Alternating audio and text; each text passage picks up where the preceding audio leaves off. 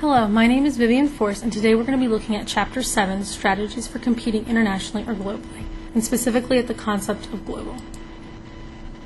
This is just a brief outline of what we'll be looking at today, starting with the concept of global, and then continuing on with a look at the two articles and then a connection to the globalist simulation. So I selected this topic because I'm interested in other cultures and in diplomatic relations of countries and their governments.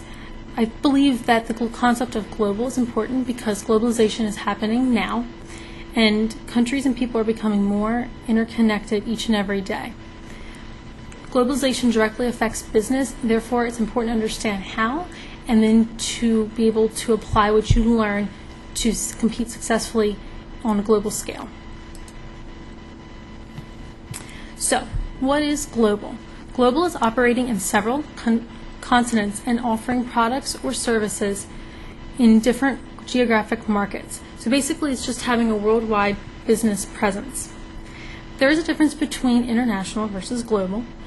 International is on a smaller scale and the competition is slightly different.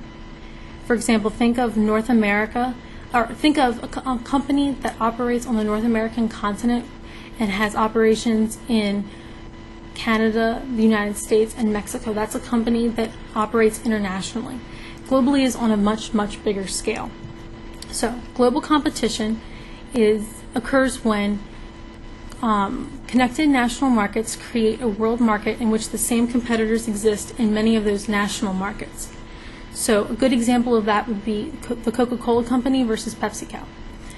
Both of these companies operate on multiple continents in multiple geographic markets, and they are the same competitors. They are both each other's rivals in almost every one of those markets. So the concept of being global is that companies are competing for worldwide leadership. You're not looking just for domestic leadership or regional, but you're looking for worldwide. You want it all. And of course, going global means that there is a certain amount of strategy required. So, this material comes from the early part of Chapter 7, but specifically we're going to look at the strategies for competing globally. And those are whether to localize or standardize product or service, whether to localize or standardize competitive strategy, where to locate operations, and how to move resources and capabilities efficiently between countries. These four strategies are important, and they will be tied into the next two articles that we look at. So the first article I looked at was L'Oreal Masters Multiculturalism, and this basically looks at this very successful global strategy of L'Oreal, a cosmetics company.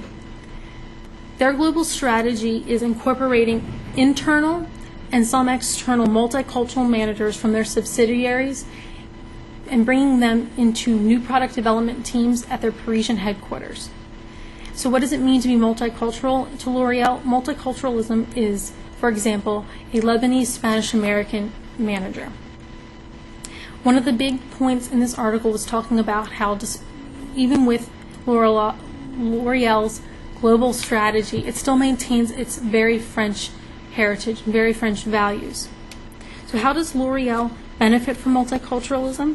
Those benefits are avoiding ideas lost in translation, including new team members made easier, resolving conflict, and connecting headquarters and its subsidiaries. And that's one of the major benefits that this article pointed out, was the connection between headquarters and subsidiaries. So, L'Oreal presents a unique twist on the strategy of how to efficiently move resources and capabilities from country to country. Traditionally, information flows from headquarters to subsidiaries because a company is moving from its home market, where its headquarters are, to new foreign markets. But L'Oreal really took advantage of the movement of knowledge and capabilities from the subsidiaries to its headquarters via multicultural managers. It really eliminates the necessity to outsource to gain the information about the cultural markets and the geographic areas that your business is interested in pursuing. One of the major benefits that I connected between the text and this article is that L'Oreal's strategy reduces the threat of failing to understand consumers' different tastes and preferences. L'Oreal's managers have that coveted knowledge that L'Oreal needs to make new cosmetic products that will appeal to their different target and geographic markets. And L'Oreal's strategy also creates a global network of transferring cultural knowledge. So not only are the cultural managers bringing knowledge to headquarters, but they're also transmitting the very French heritage and values from headquarters back to subsidiaries once they've completed their assignment. The next article was Retail Doesn't Cross Borders. And this article is a completely different twist on how to approach the four strategies for going global, for competing globally, that is. This article looks at grocery retailers and why they're failing to globalize and how that failure can be overcome. It's interesting because while grocery retailers are failing to globalize, their grocery suppliers have successfully globalized. So think, for example, of Walmart, a grocery retailer that doesn't necessarily have a worldwide global presence, versus Coca-Cola, a grocery supplier which definitely has a worldwide global presence. Since food is a necessity, why haven't grocery retailers globalized as successfully? Well, according to the article, there are many barriers to entry. High fixed costs and low margins and strongly established incumbents make it difficult for foreign grocery retailers to get into these markets. But it's not all doom and gloom. This article does discuss how to globalize, and those strategies would be keep competing in home market, offer something new to foreign markets, focus on differentiation, and enter at the right time. One of the important points that I found between the article and the text was tailoring the four strategies to your industry. This article really discusses how they're going global, becoming a global business is complex, and that misusing the four strategies will result in many failed attempts. Whether you're a company that's based in the United States going to, say, Europe, or if you're a French company that's going to, say, Africa. It's really important to be aware of the complexities, but they can overcome them, and also to tailor your four strategies to your industry. Another point that I found was that in the beginning of the text, the author talked about how there is a pressure in the 21st century for companies to globalize, and I think that's no more apparent than in this article. These grocery retailers felt that they had to globalize, but they just didn't understand how. They didn't know whether to localize or standardize products, how to move resources efficiently, and that was a big concern.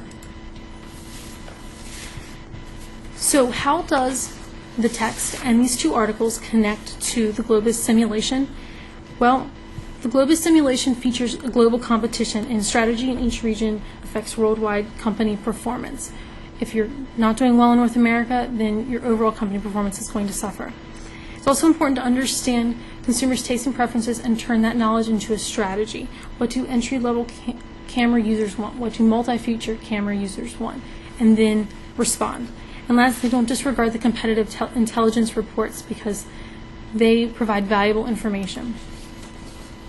So in conclusion, competition in global marketplace is an expectation. At this point, for many industries, it's become vital for continued success in the 21st century is to move into the global marketplace.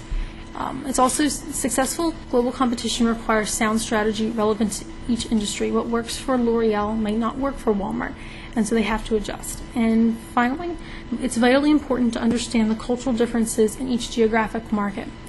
So otherwise you risk angering or alienating your consumers. And lastly, these are my references to the materials used during the presentation. Thank you.